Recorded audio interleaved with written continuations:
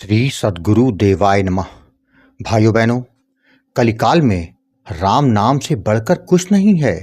नाम जापक कभी किसी से डरता नहीं, क्योंकि वो जानता है जब तक उसके पास राम नाम रूपी दिव्य अस्त्र है, उसका बाल बाका नहीं हो सकता। हर पल वह केवल नाम का जप करता रहता है, जिससे उसके जन्म जन्म के पाप कर्म नष्ट हो जाते हैं, उसका भाग्योदय हो जाता है। राम नाम का जप करने वाला आनंद की अवस्था को प्राप्त कर लेता है। नाम जापक कभी दिग्भ्रमित नहीं होता, क्योंकि उसको पता होता है कि उसका रास्ता सबसे आसान और परमात्मा से मिलाने वाला होता है। नाम के सहारे ही तो साधु संत जंगल और पहाड़ों पर निर्भीक होकर आनंद से रहते हैं। तभी तो राम नाम के प्रताप को बता पाना किसी के बस में नहीं है।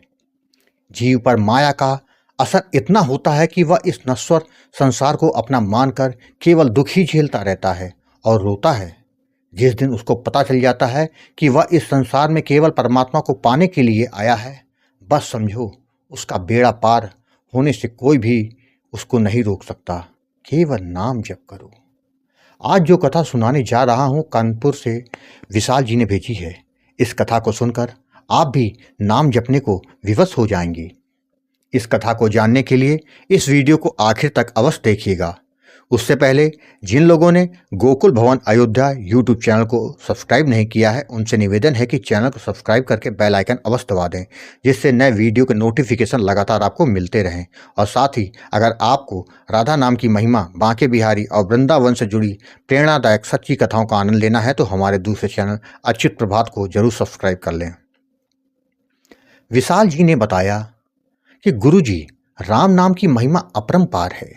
जिसने भी राम नाम का सहारा लिया, उसका बेड़ा पार होना तो निश्चित है। यह संसार तो केवल एक माया है। हर कदम पर जीव ठगा जाता है। तभी तो संत जन कहते हैं, नाम जप का निरंतर जप करने वाले जीव के साथ कभी कोई अनहोनी नहीं होती। इस काल में नाम के सिवा अपना कोई नहीं है। नाम जप से सभी कुछ सुलभ हो जाता है। मैं ज़्यादा क्या बोलूं, बचपन में हमारे दादाजी से जो संस्कार मिले, उसी ने मुझे नाम जप करने को विवश किया, जिसके कारण आज मुझ पर भी नाम महाराज की कृपा है। मेरे दादाजी आज हमारे बीच नहीं हैं, किंतु उनकी शिक्षा आज भी हमारे साथ है। मैं आज अपने दादाजी के अनुभव को आपके सामने पेश करना चाहता हूँ, जो कि उन्होंने मुझे बताया था। दादाजी ने बताया था कि उनको राम नाम एक साधु ने दिया था, वह भी उत्तराखंड के जंगल में।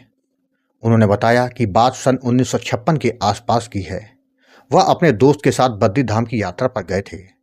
वहां दर्शन करने के लिए वह जंगल के रास्ते जा रहे थे। शाम होने को थी, खाने पीने का सारा सामान खत्म हो चुका था, मगर चले जा रहे थे।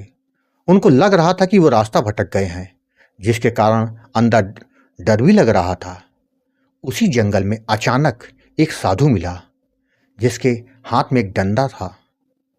वो बड़े दिव्य से महसूस हो रहे थे, उनमें एक दिव्यता झलक रही थी। वह पूछने लगे, आप लोग कौन हैं और यहाँ जंगल में क्या कर रहे हैं? दादाजी ने बताया कि हम कानपुर निवासी हैं और बद्री धाम जा रहे थे, किंतु रास्ता भटक गए और भूख भी बहुत लग रही है। समझ में नहीं आ रहा कि इस जंगल में खाने को कुछ मिलेगा भी या जानवर का निवाला बन जाएंगे। वह साधु मुस्कुराए और अपने साथ ले आए और एक गुफा में ले जाकर वहाँ उन्होंने हमको खाने को दिया। खाना खाकर आनंद आ गया। दादाजी ने कहा, आपको जंगल में ये खाने का सामान कहाँ मिल गया? यहाँ तो दूर दूर तक कुछ नहीं है और आपके पास भी खाना बनाने की कोई व्यवस्था नहीं, फिर यह सब कैसे? उस दिव्य साधु ने कहा, यह सब राम नाम की महिमा है। वही सब कुछ करते हैं। राम नाम के प्रताप से सभी कुछ संभव है। उन्होंने मुझसे कहा, तुम राम नाम का निरंतर जप किया करो, तुम्हारा कल्याण हो जाएगा। मुझे उनकी बात पसंद आ गई। हम लोगों को उन्होंने सोने की जगह दे दी और बोले कि सुबह सीधे नाक की सीध में चले जाना, मुख्य पथ पर पहुंच जाओगे। हम दोनों लोग वहीं सो गए। सुबह जब हमारी नींद खुली तो देखा कि गुफा में केवल मैं और मेरा मित्र ही थे। साधु कहीं नहीं दिखाई दिया। साथ ही रात में जो साधु का सामान मैंने देखा था, वह भी नहीं था। मैं समझ गया, शायद कोई दिव्य संत मुझे दर्शन और राम नाम देने के लिए ही आए थे। उनके बताए गए रास्ते पर हम दोनों चल दिए। बद्री धाम के दर्शन करके वापस आ गए, किंतु मेरे मन से दिव्य संत का वह स्वरूप जा ही नहीं रहा था। मैंने उनके बताए गए राम नाम का निरंतर जप करना शुरू कर दिया। हर समय मेरा नाम जप चलता रहता था। मुझे तीर्थ और धाम के दर्शन करने का मन हमेशा से किया करता था, किंतु नाम जप के कारण मेरा मन अब केवल नाम जप में ही डूबा रहता था। निरंतर नाम जप करने का फल यह मिला कि मुझे घर बैठे बैठे ही सारे तीर्थ धाम के दर्शन ध्यान में होने लगे। मैं गया कहीं नहीं, किंतु सभी दिव्य दर्शन मुझे लगातार होने लगे। मैं संसार में रहते हुए भी संसार में नहीं था। सांसारिक कार्य सब अपने आप ही होने लगे। कभी मैं जीवन में बीमार नहीं पड़ा। दादाजी का 1995 में निधन हो गया था। अंत समय में भी मैं उनके साथ था। वह बोले, विशाल, सभी देवी देवता मुझे लेने आ गए हैं। मेरे जाने का समय हो गया। मेरा विमान आ गया है। विमान का चालक मुझे बुला रहा है। अब मैं जा रहा हूँ। तुम राम नाम का निरंतर जप करते रहना। तुम्हारा लोक परलोक दोनों संवर जाएगा। उन्होंने राम राम कहते करते अपना शरीर छोड़ दिया।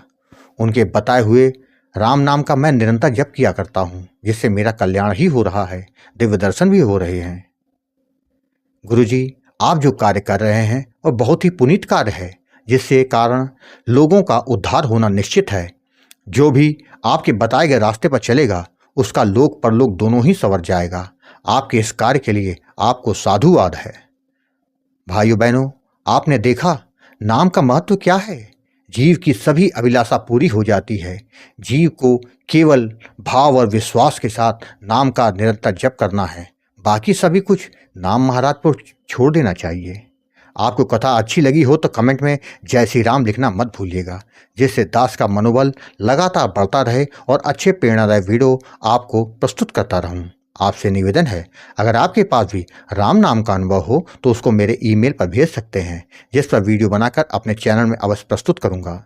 ईमेल का पता और व्हाट्सएप नंबर डिस्प्ले और वीडियो के डिस्क्रिप्शन में दिए हुए हैं। जय श्री राम।